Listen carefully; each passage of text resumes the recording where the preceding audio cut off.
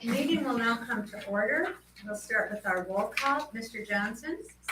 Yes, here. Mr. Landwehr? I am here. Ms. Sari? Here. Mrs. Livingston Matherly? Here. Mr. Granlund? Here in person. And Mrs. Olson. Here. All please rise for the Pledge of Allegiance. I pledge allegiance to the flag of the United States of America and to the republic for which it stands, one nation, under God, indivisible, with liberty and justice for all. The agenda was posted throughout the district according to school board policy, published as a legal ad in the Superior Telegram, posted on the district webpage, and sent to the WNXR radio station for announcement. A meeting notice was sent to the connection for publication. And we would begin with approval of the agenda for tonight's meeting, February 14th, 2022. Motion to approve the agenda. Second. We have a motion and a second to approve the agenda for this meeting. All in favor say aye. Aye.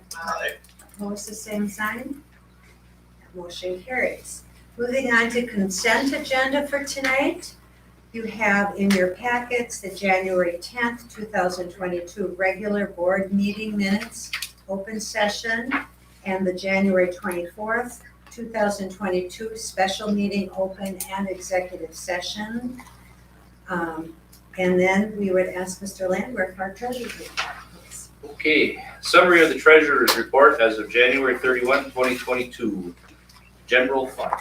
In the general account on January 31, 2022, there was a balance of $1,771,285.09 in cash and investments. Receipts since the 1st of February and not included in the January 31 balance were $2,773.84, and the disbursements from tonight's February 14th board meeting totaled $80,003.07. In the flexible spending account on January 31, 2022, there was a balance of $23,350.12 in cash and investments. In the health reimbursement account on January 31, 2022, there was a balance of $4,485.63 in cash and investments. The debt service fund on January 31, 2022, there was a balance of $673.27 in cash and investments. In the capital projects fund on January 31, 2022, there was a balance of $37,097.94 in cash and investments. And a more detailed report on fund activity is included for your review in the financial statements. Thus ends my review. Thank you. Included in your packet are the invoices, so we would approve those tonight. And then moving on to resignations, retirement. Retirements, Cheryl Hayward, health officer, paraeducator at Northwestern High School after 25 years of service to the district. Daniel Cowley, high school science teacher and science department chair. Dan retires with 34 years of service for the district. Rhonda Graff, second grade teacher at Iron River Elementary School after 20 years of service. We have a request for a 1-year 22-23 leave of absence from Rena Navarro. And I don't have any hirings. Okay. Do you have any questions, comments? The absence is going to be a separate item? Right, it's all part of the consent agenda, and it's as per the recommendation of today, not the one that was in your packet. I'll make a motion to accept the consent agenda. I'll second the motion, Gail. A motion and a second to approve the consent agenda. Is there any discussion? I would just like to make one, it was regarding Cheryl and Dan. I mean, 25 years in the district, and I think Dan had 34 years. After 35 years of teaching, all within the district, I think that's, again, I think Brian said it last month about Mr. Goodlett about thanking him for all his years of service. It's just the same thing for those two. It's pretty impressive to be able to not only stick with a career that long anymore, but to do it at the same place. It's pretty impressive. So, I'd like to add Rhonda to that, because I think she had 20 years. yeah. 15 years elsewhere, 20 years, so she had a career of 35. As opposed to denying requests. We have a motion and a second to approve the consent agenda. All in favor, say aye. Aye. Opposed, the same sign. That motion carries. Approval items for tonight. We have a request from Jenny Forsythe, DECA advisor, and 14 students to attend the overnight state career development conference in Lake Geneva, Wisconsin on February 22nd through the 24th, and to begin planning if they qualify for the international competition to be held in Atlanta in April. We have right in front, front and center. Okay. Okay, so I am introducing, we have 4 representatives here from our group. So we have Abby, Eliana, Chelsea, and Josie, and they just have a couple things that they would like to talk to you about. We are seeking permission to attend the DECA State Career Development Conference to get approval for internationals if anyone qualifies. And in addition to our competition, we will also be taking part in leadership workshops while we are there. I, as the only DECA member who has gone in person, I thought it was a very unique opportunity to get to know other schools around the area, a unique opportunity to get a face-to-face judge for the state, which we unfortunately didn't get last year. I feel it's very important to get that interaction with other schools and see how everyone's doing. It is held at the Grand Geneva Resort in Lake Geneva. The events we do are real-life scenarios and role plays, and content area tests. I compete in the hospitality and tourism, and I actually have 3 jobs in the hospitality and tourism thing, including hotels and I don't know how to describe it, like a train station job. And I use my skills I've learned from this to apply it to my real life job. And I've competed in the teams for 3 years, and I'm going to state by myself this year. So we will be going Monday through Thursday with Superior in a shared bus, allowing us to seek our opportunities, making new friends, and decrease our costs. Another thing, we can compete in our projects. I am doing the marketing educating template. So last year I did this as well, and I got a plaque for it and qualified to go to internationals. Unfortunately, it was online, so I hope this year I can qualify again and maybe in person. Yes, I'm doing the same thing as Chelsea, and I also made it to internationals last year, but unfortunately we both kind of had to stick online with that. But DECA State is a fun experience, so not only do we get to go there and compete, but we actually get to have a little bit of fun while we're there. And hopefully we'll be able to go to Atlanta, Georgia when we make it past state. Abby is also on our leadership council for the state, Yes. and she's our chapter president. Yes. Well, I for one am happy we get to squeeze in a little fun. Yeah. The water That's slides. really important. Yeah. I like that you said when we can. Make it to Georgia, that'll be awesome. Yes. Oh, we're there. There must be a correlation between being well spoken and DECA people because we're all very well spoken. Yeah. Thank you. Very confident. Yep. I'll make a motion to accept the request for DECA for the February as well as if they qualify the April competition as well. Second that. We have a motion and a second to approve the requests as stated from DECA and our students here. Is there any other discussion, any other questions? My son is like an advisor for his school, so if he makes it to Atlanta and you're there, I'll make sure you got to.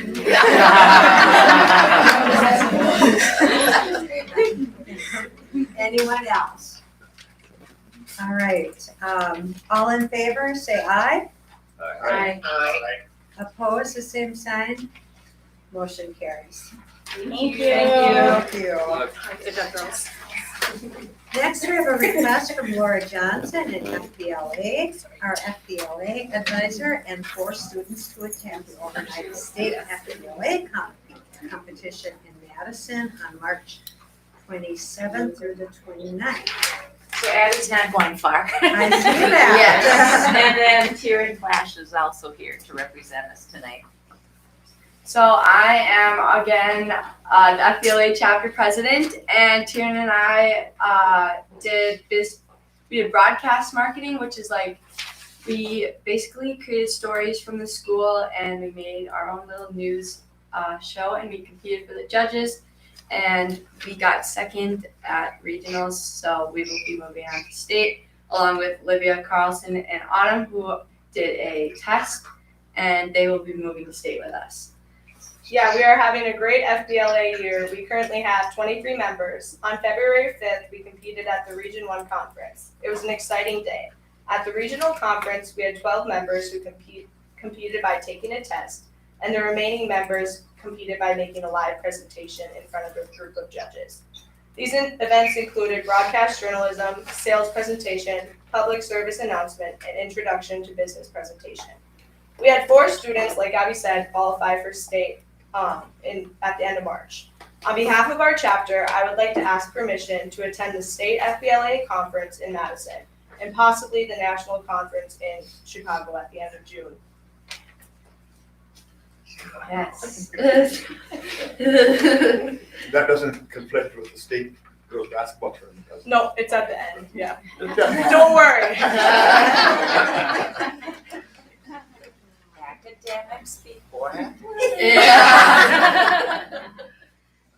I'll make a motion to accept the overnight FBLA competition in Madison, March 27th to the 29th. Do we add in that if they make it Yes. there, then we will continue, approval to continue forward to Chicago if needed? It's not a part of the posting. Oh, it's not Yeah. part of the posting, so That's they why I have to wasn't come sure. back? It's in Okay. the letter, isn't it? I got the letter after and Posting was due, packets went out. posting is due the end, like Tuesday night. Yeah. You might have to come back and see us Yeah, again. We that's hope you okay. have to come back. Yeah. and see us again. Because it's an How's overnight, it needs to be posted. that? Okay. Do we have a second? I'll second. All right, we have a motion and a second to approve the request for FBLA students to attend their overnight state competition in Madison on March 27th through the 29th. Any discussion, questions? All right. Thank you. Thank you. All in favor, say aye. Aye. Opposed, the same. Motion carries. Item C, reopening and continuity of services isolation plan for the 2021-22 school year language revisions. Yes, simply, basically, Kristen Plugger was asking for what our practice is to be put into writing. It makes it easier for her.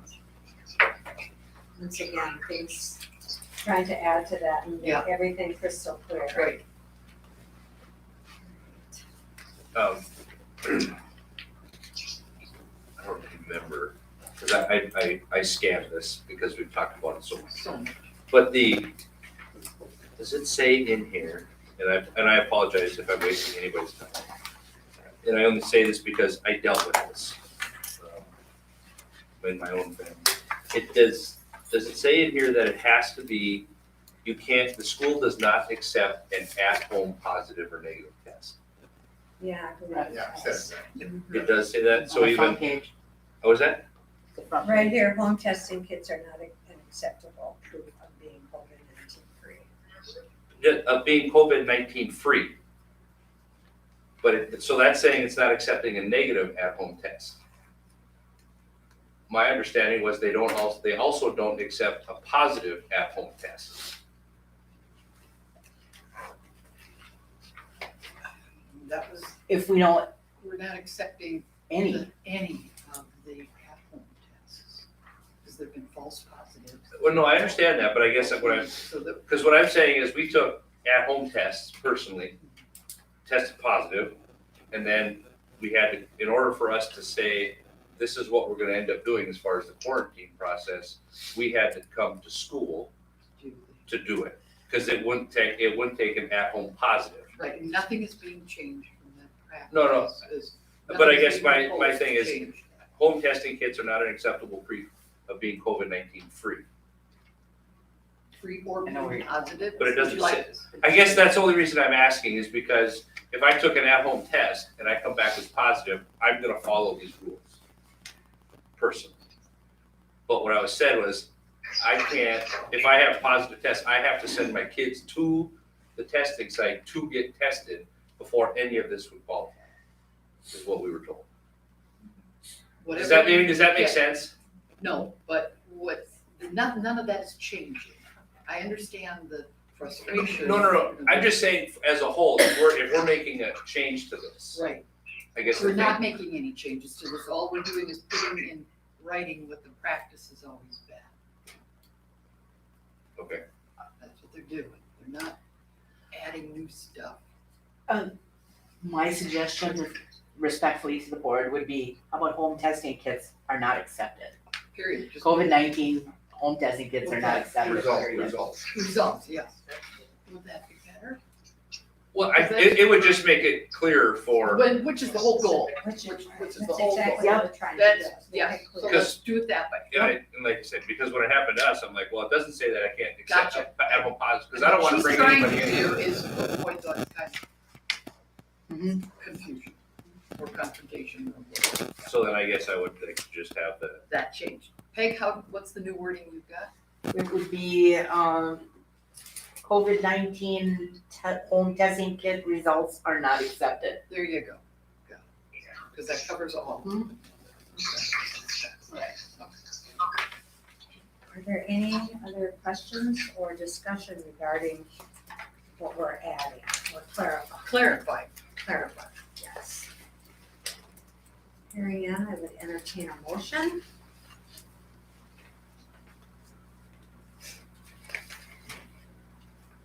I'll make a motion to say yes to all this. To approve the language revision. To approve the language revision. Oh, Adam. Do we have a second? I'm reading it right out of here. No, I understand. I'll second. We have a motion and a second to approve the continuity of services isolation plan language revisions. All in favor, say aye. Aye. Opposed, the same sign. That motion carries. 2022, 23, and 2023, 24 calendars. We have a revised 23-24 at our spot. Peg, do you want to talk to them about that one? Well, in November, the week of Thanksgiving, just to let you know that week is all off, just as in previous years that we've done for the last probably 8 years now, or 9 years. Yeah, on the 23, 24 calendar draft, it states on the side, no school, but the boxes are The not. boxes But are they- not. just two of them are Yeah. not crossed out. 20th and the 21st. But they aren't to be crossed off, right, Peg? Yeah. Correct, and Okay.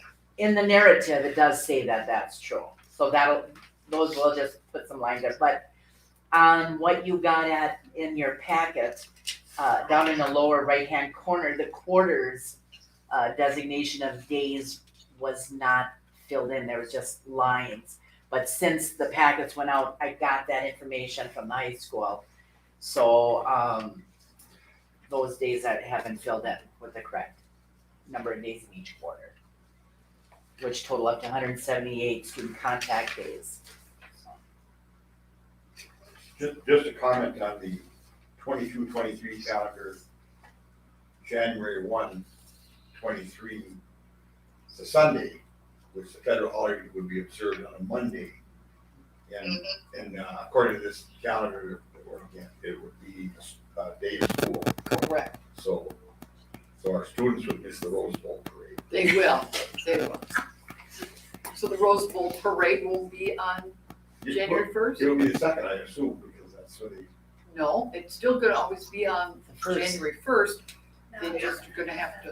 It'll be on a Monday, It'll be a Monday, federal because the holiday. NFL has Sunday. Oh, So if the Badgers make It happened a couple years ago. Yeah, true. Banks are closed. It happened once. The banks are often closed and we're still in school. Yeah, right, but just Just so people, the calendar committee was aware of that. They're aware. Gotcha. Later in June. They'd rather miss that than miss June 7th. Right. And We this are was out. developed with the committee? No, we did not do it with the committee because there's very little things that you can have any discussion on. They want the whole week of Yeah. Thanksgiving. They want the whole week of the other, and then we were able to get the Martin Luther King Day in there as well and still be out at a reasonable time.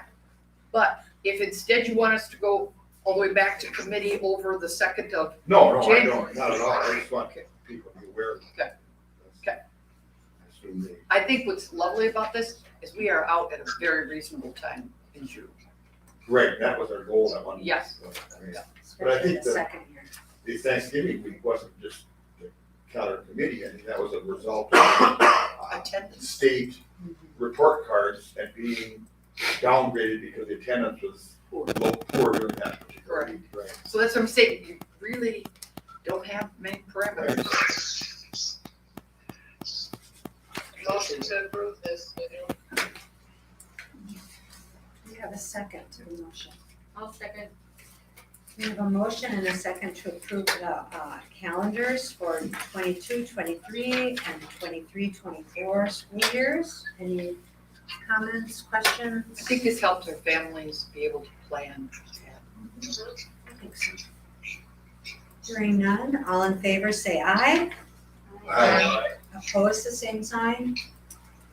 Motion carries. Early college credit program for summer school, it looks like. Correct. Just 2 students, that's it. Motion to approve, Gail. I'll second. We have a motion and a second to approve the early college credit requests for summer school. Is 2 an unusually low number? Yes. And was there an issue with advertising it or anything? No, some wonderful summer school options. I think we're gonna have to unfortunately do some credit recovery things as well. Dr. Connie, I can answer that. Sure. Like one year we had 5 students, but 3 ended up dropping the class before it started. So having just 2 to 3 is pretty standard. This is only like the 3rd or 4th year they've done a summer school option. So I think that's pretty normal. Great. Did we already have a motion? Oh, okay, so we have a motion and a second to approve the early college credit program students that have applied. All in favor say aye. Opposed, the same sign. Motion carries. Oh, no, this one says it needs a roll call. Oh, okay. Okay, Money. Because money, just spending money. Mr. Landry, Yes. Ms. Sari, Yes. Mr. Johnson, Yes. Mrs. Livingston Matherly, Yes. Mr. Graham. Yes. Mrs. Wilson? Yes. And I vote yes. All right.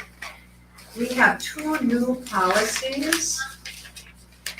And this is the second reading, school performance and state accountability report cards and conduct in virtual classrooms. So tonight we can go ahead and We can now. we can act on this. All right. Let's see. Or you can do separately? No, they're together. Motion to approve the student policies. A motion and a second. We have a motion and a second to approve the 2 policies I just listed.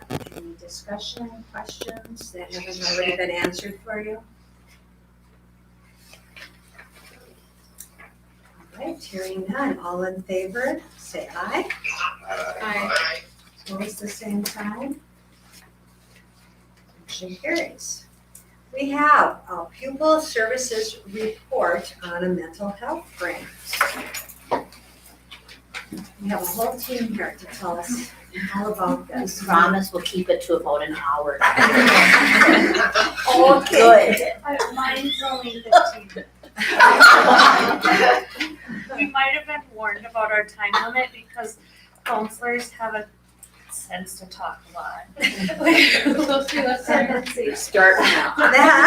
Alright, first of all, we felt like it was important for our group to be here, and to be communicating with you more this year than we have in the past. That's one of our goals. So you'll see, throughout the year, we've tried to include board reports every few months, and one of our goals was to be here for you to see us and hear from us about the work that we're doing. One, because we have received a large grant to support our work, but also because it's one of your board goals, and we tie in a big piece into that goal. So, most of you know me, but I'm Brina Kroll. I'm the school counselor at the high school. And this is Laura Pulaski. She has been an addition to the high school and is what we call our student transitions coordinator. And that we've also added Nikki Wilson through our mental health grant. She isn't here tonight, but she's what we call our mental health navigator. And Nikki is someone who has worked hard behind the scenes to help us coordinate with providers in the area that can come into schools and provide mental health services to students. Being a rural school, kids receiving services and seeing a counselor, transportation is a barrier, and getting in to see someone is a barrier. There's long waiting lists. So that's something that we've worked hard to make sure that if kids need to see a therapist, they can do so without having any barriers, that everyone has access. Natalie Leto is also been added. Natalie took over Molly Stonecipher's position this year. She was part-time last year, and we were able to increase that position to full-time. And she works at NES, IRES, and a little bit at the middle school. So she's kind of shared throughout the district. But I specifically wanted to take time to talk about the high school because Laura and I team at the high school with our students' mental health needs. And the addition of this position to have more resources for our students has been just outstanding. Up until this year, it has been me as the school counselor with about 420 students. And one thing that I always felt like was happening is kids were waiting to see me. And you've all seen me for school, the testing stuff, and you know I'm involved with scheduling and some of these other big things that can tie up my day. And when that happens, kids have to wait. If something's going on, they can't always see me. So having an additional person like Laura has just been amazing because more kids are being seen by staff and by counselors, and especially our younger students, because a big piece of my energy has always had to go to the juniors and seniors who are trying to get to college and do their scholarships. And so Laura's going to talk to you a little bit about some of the work she's doing. Hi.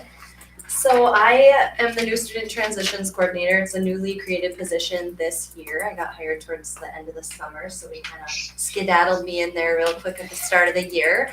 But I come with a very heavy background in child protective services, both in Douglas County and St. Louis County. So I'm pretty well versed with community services and how that system works and navigating between law enforcement and CPS, which unfortunately has been good this year because Brina and I have made a lot of calls, unfortunately, to child protective services and law enforcement. So I think the biggest thing Brina already mentioned is just the availability. I said when I came in, how did they expect you to do this job by yourself? Like, I was genuinely asking, as a person who lives in this district, like, how can you possibly be doing this? Because I'm tired when I leave here, and I did child protection and I took investigations, so that's a pretty heavy burden of a job. And I was shocked. I was like, wow, this is a lot on top of scheduling, testing, everything else. So I'm primarily working with the freshmen, so our incoming freshmen, which has been great because they were out of school a lot over the last couple of years, and then our new students and any students who have transitioned from online into being in person. And then I've also connected with a lot of the sophomores, juniors, and seniors. So I would say, well, I've seen every freshman more than once, which is unheard of basically, according to Brina. That doesn't happen by this time of the school year normally. And I would say that probably a solid 90 to 95% of the student body would know who I was or does know who I am when they see me, and that's the whole entire high school. So that's been really helpful. I've assisted Mr. Smith when he needs an extra body regarding student issues, which I think has also been helpful, just because there are times that you need to have two adults present in a room. And a lot of times I have a connection with those children because I'm working with them because they're freshmen or sophomores. And so that rapport building has been, I think, really helpful in trying to deal with some of the behavioral issues that we're seeing or poor choice making that we're seeing from kids. I've also helped out Mrs. Heidela at the elementary school. Having that child protection background has been helpful with guardians or grandparents trying to get guardianship over kids because it's a very convoluted system and I understand it. So I've been able to kind of help as needed throughout the district if there's been questions or concerns. So that's what I've been doing. So part of Laura's position has been funded through our mental health grant as well as Nikki Wilson's position. And I believe the other part of her position was funded through some of the ESSER funds. So we want you to know that that's been money well spent, that the money that her position has allowed students to come into the high school and feel very connected, because we strongly feel that connection and relationships will change behaviors and keep kids in school. So we are really proud of how that's gone so far this year.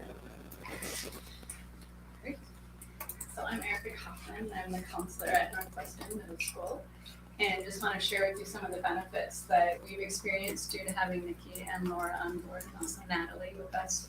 She comes at the end of the day and teaches a class and sees students after that class for 20 minutes. It amazes me what she gets done when she's only with us for about an hour. So, but just in relation to the grant, Nikki being on board as a mental health navigator has given me the opportunity to see more students at what I'm going to refer to as a tier 2 level. So checking in, seeing what resources students need, but as I'm not a professional counselor, Nikki has then come on board and been able to get us connected to North Lakes and also SOAR services out of Ashland. So we have 2 therapists that come into Northwestern Middle School. They each come on 2 separate days, and their day is full. They see anywhere from 7 to 10 students. So we've been able to increase what I'll call our tier 3 services exponentially throughout the district, and it has been amazing.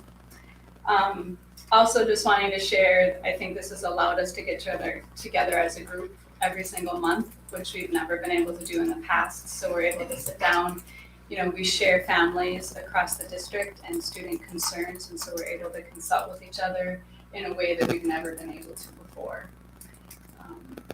And then just wrapping up with, we conduct the high school and the middle school conducts the YRBS survey, which is the Youth Risk Behavior Survey, and that survey allows us to gather data so that we can just increase or improve our curriculum, and also the data is used to continue to write grants. So we do that every other year. We did that this fall. It was canceled a year or 2 due to COVID, but we were able to do one this fall, and we are interested to see what the results will be because it gives us things to work on. So I'm Car Heitela, counselor at Northwestern Elementary, and clearly Laura and Nikki's positions have had an impact across the district and all our buildings, but I just want to talk specifically about the impact that Natalie Leto's position has been able to have in our building. Having her there has allowed us to have an extra person in the building, but we're able to share teaching responsibilities of the weekly guidance lessons, which means one of us is usually then freed up to address more immediate needs with our students. So, in the past, students maybe had to wait a couple of hours or sometimes even until the following day to be seen. So we have students that come in that they themselves self-identify that they are in a crisis or need to see somebody. We have teachers and staff in general that are just phenomenal at being in tune to our students' needs, checking in with them in the morning, seeing where they're at, and they are great with communicating with us, letting us know that we have a student that needs to see somebody, they need some extra support. And it's becoming more and more common for parents to contact us regularly to say, can you please check in with my child for a variety of different reasons, that they have things going on. So being able to address those needs more immediately then allows them to be able to talk to somebody and hopefully then be able to move on with their school day and be successful in the classroom. At the elementary school, we use a social emotional screener called SABERS. We're in our second year of doing that. Our teachers and students have actually just finished up with that last week, where in kindergarten through second grade, it is a teacher assessment. And in third through fifth grade, the teachers again completed, as well as a self-assessment by the students. So when we look at the data from that, we are able then to see what students are identified as kind of being in that high-risk category. And then what we do with that is just to really try to put some extra supports in place for those students outside of the regular classroom. So that might mean a daily check-in with one of us. It might be they are participating in a weekly or bi-weekly small group with one of us, maybe a weekly art group, or they might be partnered up with one of our high school mentors, which we currently have about 25 students in our building that are able to meet with a high school mentor once a week, which has been fantastic for them. They love it. So being able to have those additional supports outside of the classroom is fantastic. We also have the school-based services coming in. We have, again, North Lakes and SOAR, and we have them full, but that's great to have that additional resource in our building. So we know that, the key to building resiliency in our kids is through early intervention and through fostering those safe, supportive relationships. So I think that we are able to make a lot of gains this year in being able to do that. So we thank you for that. So. And I didn't mention, but I feel like you should know that at the high school, our providers like Superior Community Health Center, and we have a therapist that works with us sometimes 2 days a week, and sees a number of our students, and we will continue to report out to you some of those numbers, so you can just be aware of how many kids are being serviced and seen and how our resources are going to good use. And Shannon's part of our team too. I feel like I'm like their groupie, like support. You're doing a really good job. If you do have further questions though, or would like to know more, please feel free to reach out or stop in and visit with us. We'd love the opportunity to talk with you more, so. I have a question. Well, thank you for coming and sharing this. This is awesome. Iron River. Yep, so Natalie Leto is over there, 2 days, she wasn't able to be here tonight, but she's over there 2 days a week as well, so yes, thank you. The resources that you're talking of bringing in, SOAR, whatever, around 3 to 5. North Lakes Community Health. So prior to this year, it was just, you would contact the child, or a child would come to you and you would give them that information and they would have to seek it on their own, and is this year the first year that we've been able to bring somebody in? One of the things that brought us to writing the grant was probably me voicing some frustration to Dr. Crony about, we had a provider, but one of the barriers that we run into is paperwork. So we each had a provider in our building, but helping sometimes families in crisis, helping them to navigate filling out the appropriate paperwork and having insurance and documentation they're all barriers to getting help. So those were things that I was struggling to meet all of those needs in my building.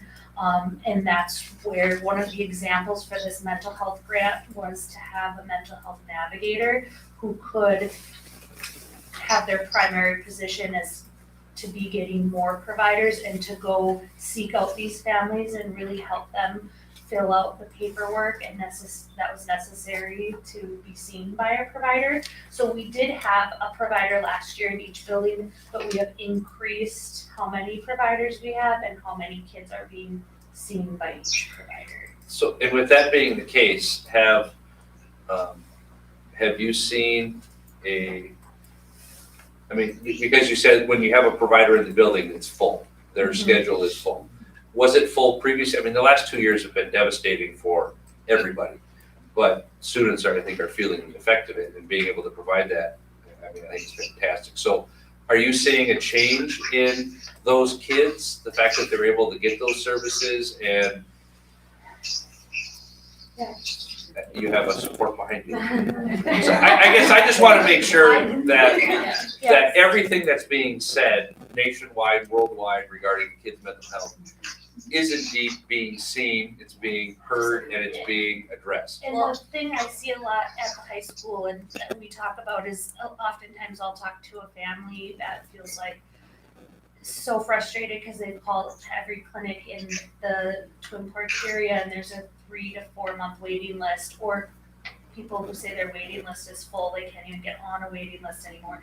So there are not enough providers, but having school-based mental health has allowed families to get in so much faster than they would have.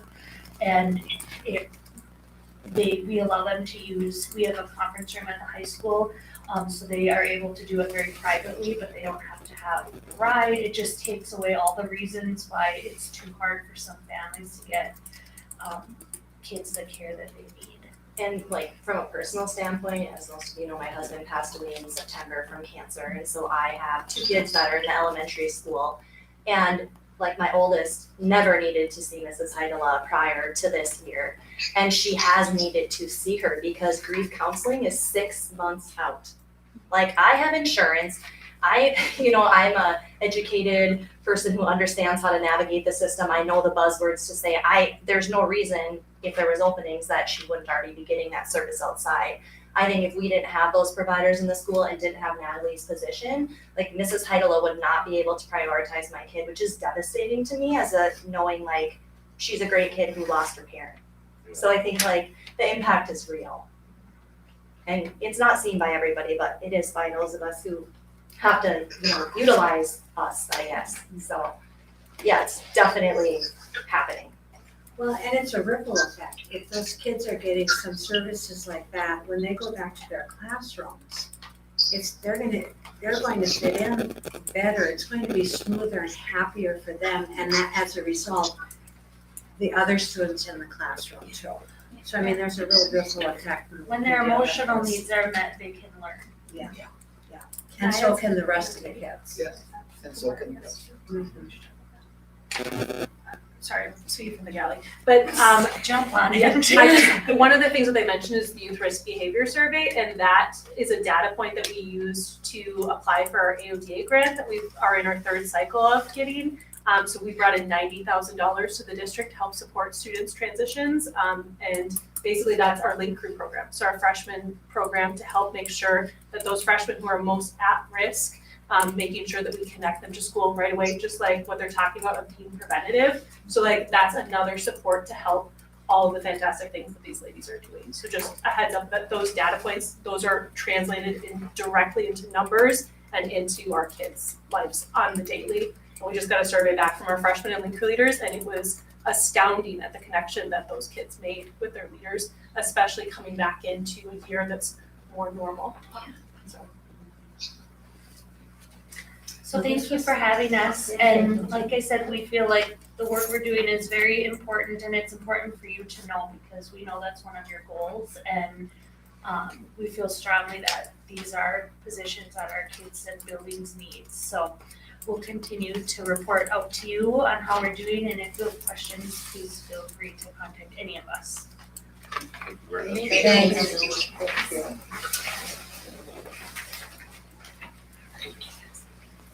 Moving on to our administrative report, communications secretary. Right.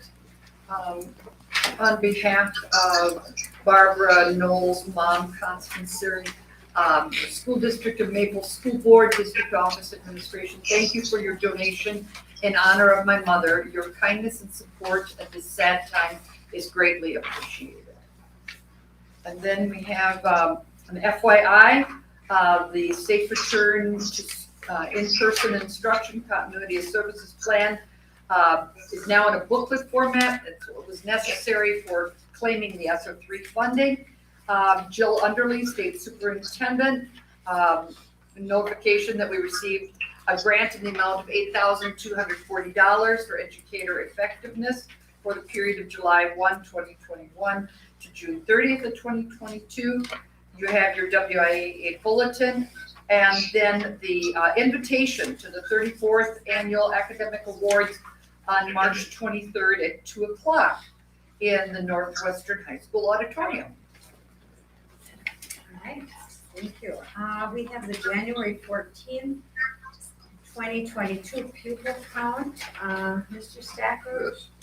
Okay, the January count and the September count are combined for K-days. The September counts alone are averaged over 3 years and used for the revenue limit calculations. If you look on the report itself, working across to the head count is really enrolled students. They have to be here before, and if not here that day, they have to come back. So the state makes us report the absences as well. As far as changes, I mean, the last 2 years we've had kids changing during the year more so than we've ever had. I mean, they're coming in, they're going out, and this is Janet will attest to them. It's kind of crazy actually. But if you look at the 4K through 5th grade and you do an average, there's an average there. It's like 86 per class. If you do the 6 through 12, it's 97 per class as an average. And it's actually kind of changed from last year. It was the other way around last year. There were more,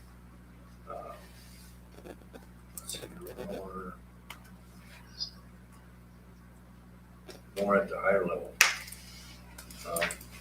When you come across after the head count total, non-resident reductions, the state makes us take out the kids that are over enrolled in, and then we have to add back our kids that are residents here, but they're at other schools. So what we're working from a membership count, or from an enrolled count over to a membership count for the money calculations for the revenue limit. And so we end up totaling 1,216 in January. The September count was 1,231. Last year's January count was 1,230. So that is a little more there. Open enrolled net, so non-resident reductions versus the resident reductions, we have a net of 40, and that comes into play in the actual calculations when we do the settlements with other schools. So we budgeted dollar-wise, we budgeted $1,102,000 for the non-residents coming in, $739,000 some odd dollars for going out. That net is $362,000. The actuals that we know as of right now, the state actually applies the dollars to the counts for the open enrolled in and out. So the in totals $1,075,320. The out $791,261. So that totals $203,949. So we're actually short over 78,000 in that number when you look at the revenue side versus the expense side. But that can still change because kids are still moving right up to the last day of school. I guess that I can lead into the next Revenue, one. go ahead. Sure. So the format that I did a revenue projection on is a little bit different. We haven't seen that before, but I'm trying to show the big numbers. And we have almost exactly 40 revenue accounts that we have to budget for. And I'm trying to reduce that down to something here that's a little more understandable. The revenue limit calculation itself accounts for that first column up there. Revenue limit, the 12,182,442 projected for next year is a projection based on using the state's actual template and the membership numbers we just talked about. And again, it's an estimate. During the year, I would review these continually during the year. We get a July 1, not till July 1, do we get an actual state aid estimate for equalization aid. So going on 2, state categorical, that's all the other categorical aids. We get library aid, we get transportation aid, 2 different kinds of transportation aid, which have been substantial and rising, but unfortunately COVID is going to hurt us a little bit there because the original basic transportation aid is based on ridership, and we're not at 100%. If you look at 3-4 years ago, instead of 100%, we're lower than that now. It's come back up, but we're still probably at a 70-75% range for ridership. There's also high cost transportation aid in there and some other smaller aids. Open enrollment, we just talked about that. That's one big number. So budget $1,102,000 for this year and projecting $1,175,000 for next year. And again, that's based on the state applying the settlement dollars to the actual count by students that we just did for the second Friday count. And then the rest of it is revenue in item 4, things like gate receipts for, whatever things we might sell, that type of thing. A lot of smaller local revenue. Federal revenues, Title I, purely ESSER right now. We don't actually really know what that is until into the summer. And then the other federal aid, there is some ESSER 3 in there. So working down to a grand total, it's projection this early in the year of $16,124,897, and the budget revenue out there that we voted, it reported is $17,267,000. That's a huge difference, and the biggest reason is the federal dollars and the state dollars, and the grant monies that we went after, so that aren't repeating themselves.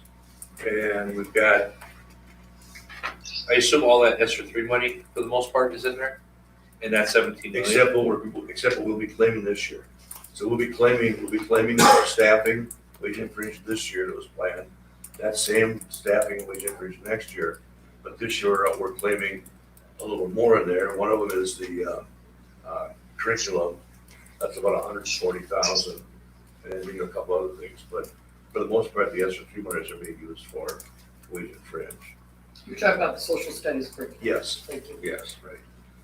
But when we look at this, so if you take last year's 17 million budget, which this year we're in now, we've got 1,075,000 in that number that's grant money that was budgeted.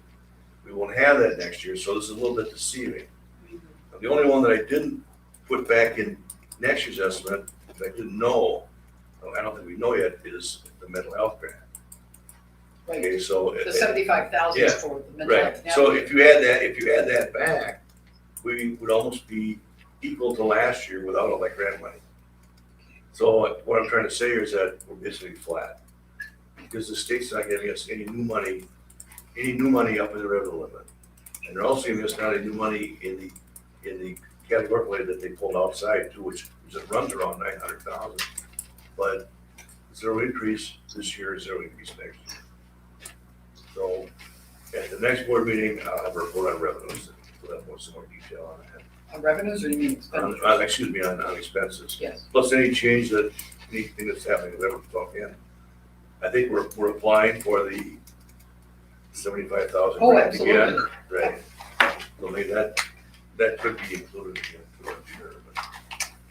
But that's kind of where we're at, revenue. Okay. Thank you. We have a maintenance update for all the buildings in our packet. Donations, has that changed at all? Yes. Brad, go for it. Well, many of you probably got hit up last week or the last couple of weeks by elementary kids. So the NES PTA put together a fun run. We've done it for a couple of years now. It's a little different with COVID around, but we were able to be back in the gym and the kids kind of put their sweatbands on and had a pretty good workout on Friday. And total package as of this morning, Mrs. Essen had told me they raised $22,600. And I know there's an envelope with some cash in it yet at NES. And she is fairly confident by the end of the week, we will reach the goal of $25,000. It's pretty impressive. So what that amounts to is a lot of the funds and go back into our classrooms for all kinds of things for the teachers, the students within the classrooms, like seating options, things like that, extra resources for the classroom. In years past, we've also been able to fund transportation for our field trips. And she's also committed to transportation for swimming for summer school. Yep, for summer school as well. So we have a fantastic PTA and they do great things. And our kids obviously came through and hit everybody they could up. There was out of the 50 states, 24 states were tracked as making donations. So if you look at the Sun Belt at the bottom, I think a lot of grams are every state is helping. So the kids did great. It was a lot of fun. Very loud. Judith was here. Hopefully she can hear still. She was there all day on Friday and a lot of smiling, sweaty faces. So it was really good. Thank you for reporting. Thank you. All right. The bus drivers and mechanics appreciation day. Yes, tomorrow. We expect any board members who want to attend. 8:30, you got it. So please do come if you can. All right. Moving on to WASB correspondence and legislative report. Mrs. Olson. No, nothing new. There's a few bills out there, but they are expected to be vetoed anyway, and the legislature is wrapping up in March, so. Okay. Thank you. CISA 12 report, Ms. Sari, have you got anything tonight? Just that we're looking into, services for this coming school year, so, I know they put a booklet together, they changed somewhat the format on that, so, that will be, coming up, so we know how many people that we need to employ. All right. Thank you. We all have reports from our schools and our athletic and activities coordinator and special ed. And so we have all of those. And then we have our student representative. All right, so I believe that, well, actually, I'm gonna restart this. Okay, so girls basketball just got seeded 3rd place, and they are going to play not this Friday, but next Friday. For regionals, they have a bye. They play tomorrow at Cameron, and then they have their senior night this Thursday at home. The boys still have a couple of games left, and then their seeding meeting should come out soon. The dance team just did a boys-girls dance, and they performed that at the last girls' game. They also competed at state, and wrestling has 6 wrestlers moving on to the next level. And I guess since Thomas wasn't here, we just had the musical, and from what I've heard from a lot of the students is they're really happy on how it turned out, and it was really good. The musical was very good once again. I'm gonna notify the basketball coach that Josh Hansen is very tall. Very, very tall. He doesn't move that well, but he's tall. All right, thank you. Student, staff, and community recognition. Yes, Bailey Williams, grade 6, received the Junior Journey Award from Essentia Health, which recognizes an outstanding young adult living with a disability who is optimally engaged in school or other life activities and whose courage inspires others. Her mom was very happy when we let her know she was recognized. Very nice. All right, we are at that time where we ask if there are comments from the audience. I just want to say, as the foster family in the district, it took everything in me not to stand up and applaud our guidance crew here. You mentioned the ripple effect going into the classroom, and it's gonna go way further than that. And I just implore the board to do whatever you can do to continue to support that team and those positions. Thank you. Anyone else? One thing, I've known Bailey Williams since kindergarten, and she's more than deserving of this support. She's a wonderful girl. And I'm talking about the PTA thing. So we take our chunk, we subtract any, funding or things that like, we need this much for busing for this and this. And that money gets split between all the general education teachers, and they get to pick what they want for their classrooms, and we pay for it. Yeah, I know it's helped a lot for the last few years. To be able to supply some cool things to the classrooms that we haven't, that there were the funds to do before. So that's what the fund run helps supply for the general ed classrooms. Thank you for all the work you do with that. It's a big undertaking. Christy, that's Christy's thing. Yeah, but you I come and help, but it's Christy. Thank you for being part of it. Any other comments? Hearing none, I would just like to announce that our March regular school board meeting has been changed to the third Monday, which would be the Monday after spring break, March 21st. Says 2021. Right. Oh, that's it. All right, then I would look for a motion to adjourn. I'll make a motion. I'll second. We have a motion and a second to adjourn the meeting. All in favor, say aye. Aye. Aye. Opposed, the same sign. Motion carries. The meeting is adjourned. See you later, Dale. Bye. Bye, Gail. You're welcome. Bye, Brian. Well set up. Bye, Brian.